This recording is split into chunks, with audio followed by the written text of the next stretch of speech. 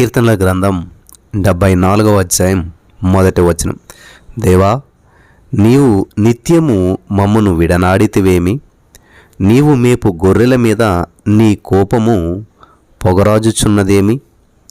స్తోత్రం దేవా. సరణుతుల ఈ యొక్క వాక్యం ధ్యానిస్తుండగా ప్రతి వారికి వినగల చెవి గ్రహించగల అనుగ్రహించి విత్తబడిచిన వాక్యం వ్యర్థం కాకుండా ప్రతి హృదయంలో నాటబడి ఫలించి 30, 60, 100 విస్తరింపచేయమని యేసుక్రీస్తు నామములో ప్రార్థించి నమ్మి పొందుకుని ఉన్నాం తండ్రి. ఆమెన్. ఇక్కడ చాలా జాగ్రత్తగా గమనించవలసినటువంటి అద్భుతమైనటువంటి వాక్య ధ్యానం ఇక్కడ మనకి కనిపిస్తూ ఉన్నది. ఆసాపుతో కాసేపు ఉంటే అద్భుతమైనటువంటి విషయాలు మనం అర్థం చేసుకుంటాం. ఒక సహోదరి ఒక దైవ సేవకుడికి ఫోన్ చేసింది. ఫోన్ చేసి, అయ్యా నా బదిలీ అంటే ట్రాన్స్ఫర్ నిమిత్తం ప్రార్థించండి అని చెప్పి అడిగిందంట పాస్టర్ గారిని.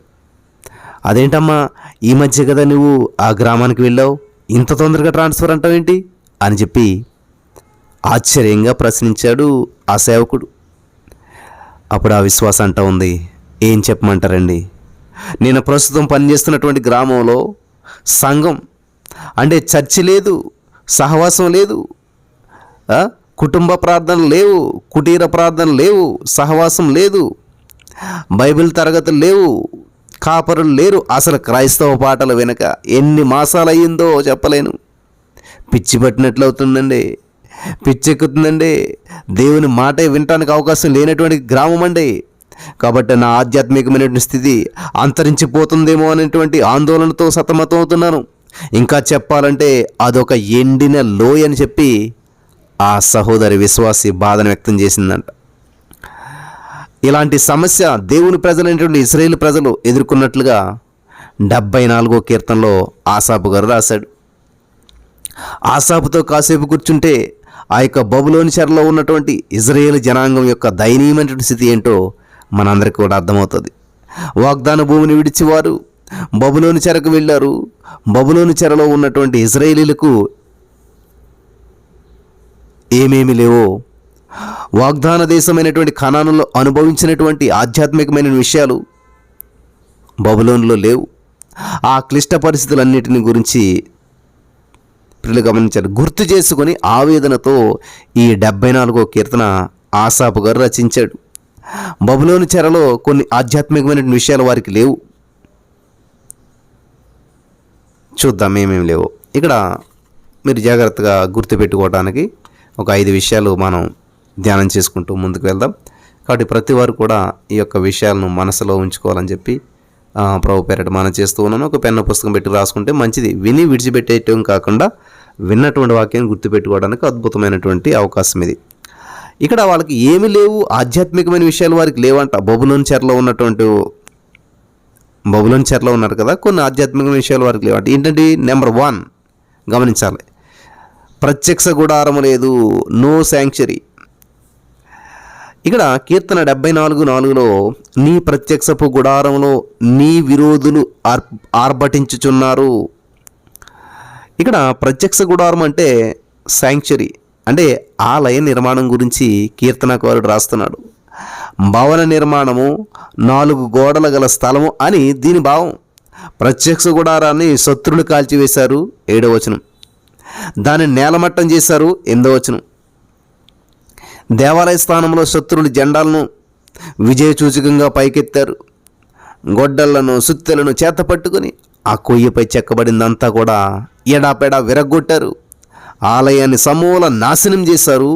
ఆరాధించడానికి ఆలయం లేనటువంటి నిస్సహాయ స్థితిలో దేవుని ప్రజలైనటువంటి ఇజ్రాయేలీలకు ఏర్పడింది. దేవాలయం లేనటువంటి దేవుని ప్రజగా మారిపోయారు. దేవాలయం లేకపోతే వాళ్ళకు ఆరాధన ఉండదు. దేవా, ఎందుకు మమ్మల్ని విడిచిపెట్టావు అని చెప్పి దేవుణ్ణి అడిగారు. 74వ కీర్తన 1వ వచనంలో. బబులోను రాజులు మాత్రమే కాదు, దేవుని ఆలయాన్ని కూల్చినటువంటి రాజులు చాలామంది ఉన్నారు. అంతియోకస్ ఎపిఫానీస్ క్రూరమైనటువంటి రాజు, యూదులను ఎక్కువగా బాధించి, వింటున్నారా, మరి పవిత్ర దేవాలయాన్ని అపవిత్రపరిచి అసహ్యమైనటువంటి పంది మాంసాన్ని పవిత్ర స్థలమునందు అర్పించాడు. అతి పరిశుద్ధ స్థలంలో జూపిటర్ విగ్రహాన్ని నిలిపి ప్రతిష్ఠించాడు. అంతటితో ఊరుకోకుండా మరి యూదులు సబ్బాతును ఆచరించరాదని చెప్పి ఆజ్ఞను జారీ చేశాడు. ఈ క్రూర చర్యలను యూదులు సహించలేకపోయారు. సో ఇక్కడ నెంబర్ 1 నాలుగేంటి? శాంక్చురీ అంటే గుడారం, దేవాలయం లేనట్టు అయిపోయింది. నెంబర్ 2 సహవాసం లేదు, నో అసెంబ్లీ ఫెలోషిప్. 9వ వచనం చూసినట్లయితే 74వ కీర్తన 9వ వచనంలో నీ మందిరములను బొత్తిగా అణగద్రొక్కుదామనుకున్నది. చూసారా, మందిరములను బొత్తిగా అణగద్రొక్కుదామనుకున్నది. ప్రజెంట్ ఇప్పుడు సిచ్యువేషన్స్ కూడా అట్లానే ఉన్నాయి. ఈ వచనంలో అసెంబ్లీ అనేటువంటి మాట వినియోగించబడింది. అంటే ప్రజలు, దేవుని పిల్లల గుంపు, సహవాసము, సమాజం, నో మీటింగ్, ప్రజలు కూడుకోవడానికి వీలు లేనటువంటి పరిస్థితి. అందుకు బబులోని చెర ప్రజలను వేరు చేసింది. ప్రియులారా, స్తోత్రం అనేటువంటి శబ్దం లేదు, కరచాలనం లేదు, షలోమ్ అనేటువంటి శబ్దం లేదు, ప్రైజ్ ద లార్డ్ అనేటువంటి శబ్దం లేదు, సోదరా సోదరి సహోదరులరా అనేటువంటి ఉచ్చారణ లేదు. ప్రజలందరూ కూడా చేతుల పైకెత్తి స్తుతించినటువంటి ఛాయలు లేవు. నిస్సార జీవితాలు, నిరుత్సాహం నిండినటువంటి హృదయాలు ఇటువంటి పరిస్థితుల్లో ఉన్నారు. ఒకప్పుడు మా సహవాసానికి అన్యజనుల్లో నుండి ప్రభువుని రక్షకునిగా అంగీకరించినటువంటి వారు చాలామంది వచ్చారు అని చెప్పి చాలా సేవకులు చెప్తుంటుంటారు. కానీ ఇప్పుడు చూసినట్లయితే ఎవరు రావడం లేదండి అనేటువంటి సాక్ష్యాలు వింటూ ఉంటుండే కదా. ఇలాగ ఒక సహవాసానికి మరి యేసుక్రీస్తు ప్రభువును అంగీకరించినటువంటి ఒక ఆయన వస్తూ ఉండేటువంటి వాడంట. ఆయన ఆదివారం చర్చి మారినట్లు ఎక్కడా లేదంటండి. విచారకరమైన విషయం ఏంటంటే ఆయన చెవిటి మూగతనం కలిగినటువంటి వ్యక్తి, వినలేడు, మాట్లాడలేడు, అందరితో స్నేహభావంతో ఉండేటువంటి వాడు. ఒకసారి ఆ సేవకుడు అడిగాడంట, నీకు వినపడదు, మూగవానివి, క్రమం తప్పకుండా ఆలయానికి వస్తున్నావు, ఏం లాభం అని సంకోచించకుండా ఈ పాస్టర్ గారి సైకిల్తో ఆయనకు అర్థమయ్యేలాగా అడిగాడంట. ఆయన అన్నది ఒకటే మాట, దేవుని పిల్లల సహవాసం కోసం వస్తున్నాను, ఇది లేకపోతే నా ప్రాణం పోయినట్లే అన్నాడంటండి. ఆయన జవాబు విన్నాక అనిపించిందంట, దేవుని పిల్లల సహవాసం ఎంతో ప్రాముఖ్యమైనటువంటిదో అని చెప్పి. ఇలాంటి సహవాసము సన్నిధి ఆసాపు ఆయనతో ఉన్నటువంటి దేవుని పిల్లలు కోల్పోయారు, విచారవదనంలో మిగిలిపోయారు. విచారవదనంతో వాళ్ళంతా కూడా మిగిలిపోయారు. సహవాసం ఉన్నటువంటి వానికి దాని విలువ తెలియదు, లేనటువంటి వానికి ఆ విలువ తెలుస్తుంది. 4 కర్రలు కలిస్తేనే కదా మంచి మంట వస్తుంది, ఒక్క కర్రతో మంట రాదు కదా. ప్రియమైనటువంటి సహోదరి విశ్వాసులారా, సహవాసానికి వెళ్తూ ఉన్నారా? సంఘానికి వెళ్తూ ఉన్నారా? మరి గ్యాదరింగ్స్కి వెళ్తూ ఉన్నారా? మీటింగ్స్కి వెళ్తూ ఉన్నారా? మరి నెలకోసారి జరిగేటువంటి సంపూర్ణ రాత్రి ప్రార్థనలో పాలుపంచుకుంటున్నారా? సంతోషంగా ఉన్నారా? పాస్టర్ గారితో కలిసి సేవ చేస్తున్నారా? దేవుని సేవకునికి సపోర్ట్గా ఉంటూ ఉన్నారా? హల్లెలూయా. దేవత దేవుడు మనందరికీ కూడా పరిశుద్ధుల సహవాసం ఇచ్చాడు. సహవాసాన్ని కలిగి ఉన్నారా? ఆయన సన్నిధిని ప్రసాదించాడు. ఆయనకి కృతజ్ఞతలు కలుగును గాక. ఆమేన్. ఇక్కడ నెంబర్ 3 సూచక క్రియలు లేవు, నో మిరకిల్స్. ఖైదీలుగా ఉన్నటువంటి ఇశ్రాయేలీలకు ఇది 3వ నష్టం. సూచక క్రియలు లేవు అని చెప్పి తెలుగులో వాడబడినటువంటి మాటకు మరో అర్థం చెప్పాలంటే గుర్తులు, సింబల్స్ అని చెప్పుకోవచ్చు. సూచక క్రియలు మాకు కనబడట్లేదు, కీర్తనలు 78:9, అనగా సంకేతాలు కనిపించలేదని అర్థం. ప్రాచీన కాలంలో దేవాలయంలో బలిపీఠం ఉండేది. మోసే ధర్మశాస్త్ర సంబంధితమైనటువంటి చుట్టలు ఉండేటువంటివి, 7 క్యాండిల్స్ ఉండేటువంటివి, సన్నిధి రొట్టెలు, అతి పరిశుద్ధ స్థలం. మరి ఈ దినాల్లో సంకేతాలు, గుర్తులేంటి? చర్చి అంటూనే సిలువ గోడలపైన వాక్యాలు, డేవిడ్ స్టార్, గమనించాలి, గంటలో గోపురాలు, ఇంకా లోపల ప్రసంగపీఠం, పులిపీఠ అంటారు కదా, సిలువ, పౌరపు బొమ్మలు, ఇవన్నీ కూడా ప్రస్తుతం మన గుర్తులుగా చూస్తున్నాం. ఆ చెరలో ఆసాపుకు ఇవి కనిపించనందున వ్యధ చెందాడు. అన్నిటికంటే ముఖ్యంగా ధర్మశాస్త్రపు చుట్టలు లేకపోవడంతో కలత చెందాడు. బబులోనీలు వీటన్నిటిని కూడా పెట్టనీరు. ప్రియులారా, హల్లెలూయా. ఒక సేవకుడు ఒక గృహాన్ని దర్శించడానికి వెళ్ళాడంట. ఆ వాచ్మెన్ చెప్పినటువంటి ప్రకారం వెళ్ళి ఆ ఇంటి ముందు నిలబడ్డాడంట. ఆయన వెంటనే ఆ సేవకుడు కనిపించిందంట, ఇది క్రైస్తవులు నివసించే గృహం కాదు, ఎందుకంటే అక్కడ ముగ్గులున్నాయి, తోరణాలు కట్టున్నాయి, ఒకవైపు గోడకు లాభం, అని మరొక వైపు శుభం అని చెప్పి రాస్తుంది. అనుకున్నట్లే అది క్రైస్తవ గృహం కాదు. సంకేతాలు చూసి అది ఎవరిల్లో గుర్తుపట్టవచ్చు. దేవునింటికి సంబంధించినటువంటి సంకేతాలు బబులోనులో లేవు. ఆక్రందన ఆపుకోలేక ఆసాపు ఈ పాటను రాశాడనమాట. నెక్స్ట్ 6వదిగా మనం చూసినట్లయితే, 4వదిగా మనం చూసినట్లయితే ప్రవక్తలు లేరంట. No profits.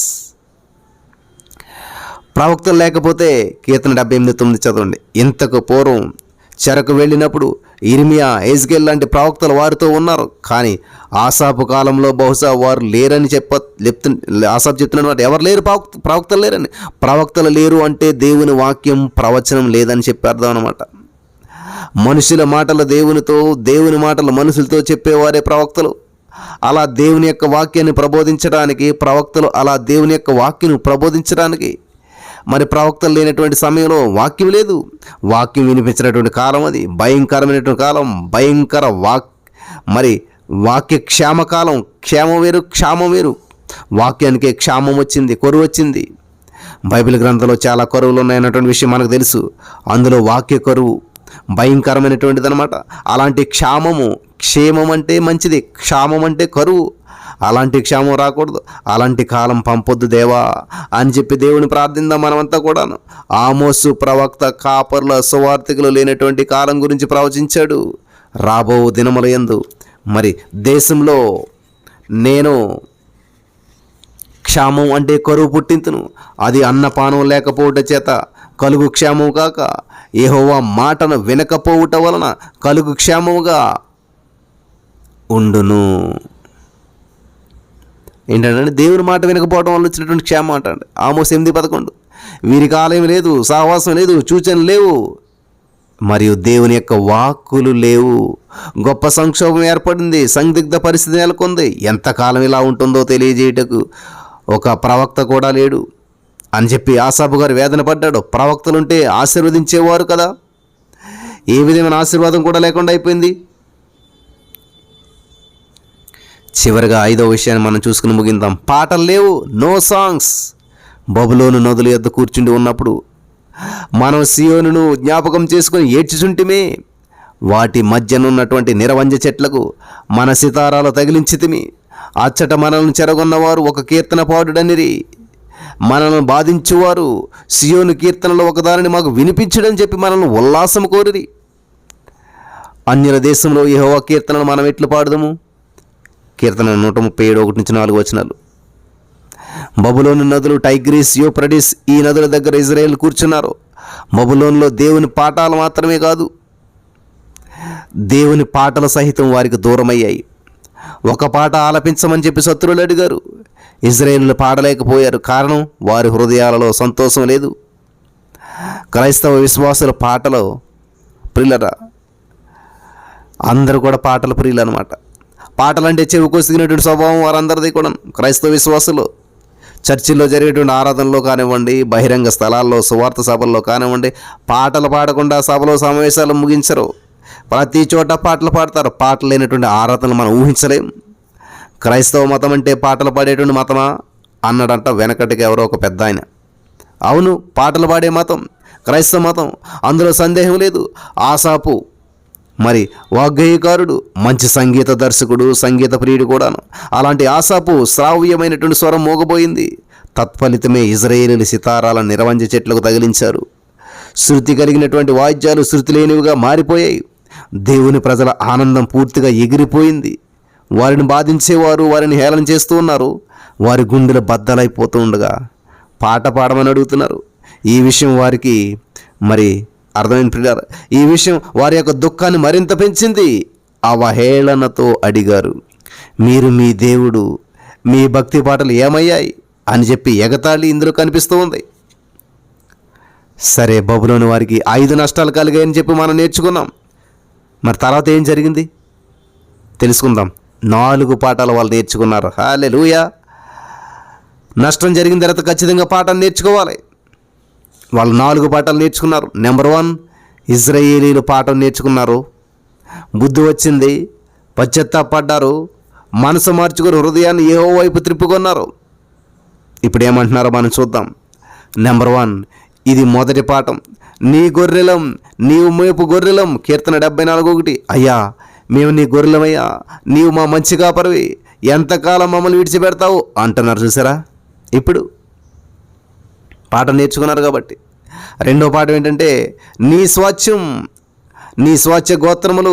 74 కీర్తన 2 మేము నీ స్వయం సంపాద్యం అంటున్నారు, నీవు విమోచించిన వాళ్ళం అంటూ ఉన్నారు. ఇప్పుడు నెంబర్ 3, మూడవదిగా మనం గమనించినట్లయితే ఇది మూడో పాఠం. నీవు మహారాజు, ఇది పురాతన కాలం మొదలుకొని దేవుడా నా రాజు అయి ఉన్నాడు, దేవుడే నా రాజు అయి ఉన్నాడు. హల్లెలూయా. నాలుగవదిగా ఇది చివరి పాఠం. నీ గువ్వలం, మేము నీ గువ్వలం అని చెప్పి తగ్గించుకొని తల ఒగ్గి ఆయన పాదాల దగ్గరకు వచ్చారు. ప్రేమ గల దేవుడు వారిని హృదయపూర్వకంగా క్షమించి స్వీకరించాడు, వారి గాయాలను కట్టాడు. స్వకీయ రక్షకునిగా అంగీకరించినటువంటి ఇశ్రాయేలీయులను స్వకీయ సంపాద్యంగా స్వీకరించాడు. తిరిగి వారు యెరూషలేముకు చేరుకున్నారు. ఆరాధనను ప్రారంభించారు. మళ్ళీ ఆరాధన ప్రారంభించారు. ఆయనను హత్తుకున్నారు. మనస్సులను, హృదయాలను ఆయనపై కేంద్రీకృతం చేశారు. ఒకప్పుడు ఇశ్రాయేలీయులు ఖైదీలు, ఇప్పుడు వారు కుమారులు. యేసు చెప్పినటువంటి ఉపమానాల్లో మనందరికీ బాగా జ్ఞాపకం ఉండేటువంటి ఉపమానం తప్పిపోయినటువంటి కుమారుడు. తండ్రి చెంతకు తిరిగి వచ్చినప్పుడు మరి ఆ చిన్న కుమారుని తండ్రి ఎంతగా ప్రేమించాడో, మరెంత ఘనపరిచాడో మనంతగా తెలుసు. లోకాసు వార్త 15 స్టోరీ ఇదంతా కూడా. అలాగే ఇశ్రాయేలీయులను ఆయన స్వీకరించాడు. తృణీకరించేటువంటి దేవుడు కాదు, స్వీకరించేటువంటి దేవుడు. ఈరోజే యేసు చెంతకు రండి, ఆయన కుమారులు, కుమార్తెలుగా మారండి. ఆయన నిన్ను ప్రేమిస్తున్నాడు. ఈ వాక్యం వింటున్న నా ప్రేమైనటువంటి సహోదరి స్నేహితులారా, ఈరోజు నాయన గమనించినట్లయితే మన కొరకే శిలువలో చనిపోయాడు, సమాధి చేయబడ్డాడు, తిరిగి లేచినటువంటి రక్షకుడు యేసుక్రీస్తు ప్రభువారు. హల్లెలూయా. దేవునికి స్తోత్రం కలుగును గాక. మరి చాలా జాగ్రత్తగా వినాలి. నెహెమ్యా గారు చేసినటువంటి నిరవధిక ప్రార్థన మనం గమనించినట్లయితే నెహెమ్యా పని ప్రారంభించక పూర్వం ప్రార్థించాడు. నెహెమ్యా ప్రార్థనతో పని ప్రారంభించాడు. నెహెమ్యా పని చేస్తూ ప్రార్థించాడు. నెహెమ్యా ప్రార్థనతో పని ముగించాడు. నెహెమ్యా ప్రార్థనతో సమస్తం పొందుకోగలిగాడు. కాబట్టి ఈరోజే యేసు చెంతకు రండి, ఆయన్ని స్వీకరించండి, మన రక్షకుడిగా స్వీకరించండి, మన తండ్రిగా స్వీకరించండి. మనమంతా కూడా ఆయన కుమార్తెలుగా మారాలి. ఆయన మనందరిని ప్రేమిస్తూ ఉన్నాడు. మన కొరకు ప్రాణం పెట్టాడు, సమాధి చేయబడ్డాడు, తిరిగి లేచాడు, పునరుత్థానుడయ్యాడు. ఆయనే రక్షకుడు, ఆయనే యేసుక్రీస్తు ప్రభువారు. ఆయన మీకు తండ్రిగా ఉన్నాడా? లేనట్లయితే ఇదే అనుకూల సమయం. ఇప్పుడే ఆయన్ని స్వీకరించండి. పరిశుద్ధాత్మ దేవుడు మీకు సాయం చేసి నడిపించి బలపరచును గాక. ఆమేన్.